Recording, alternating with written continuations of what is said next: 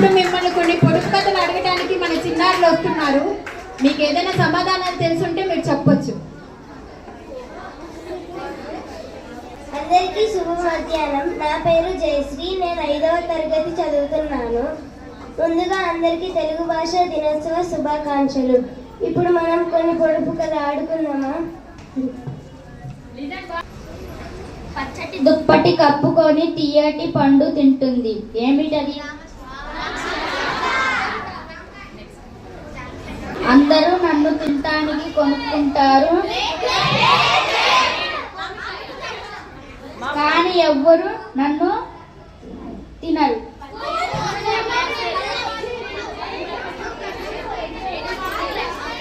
అంచం. రెండు కొడతాయి, ఒకటి పడుతుంది. ఏమిటది?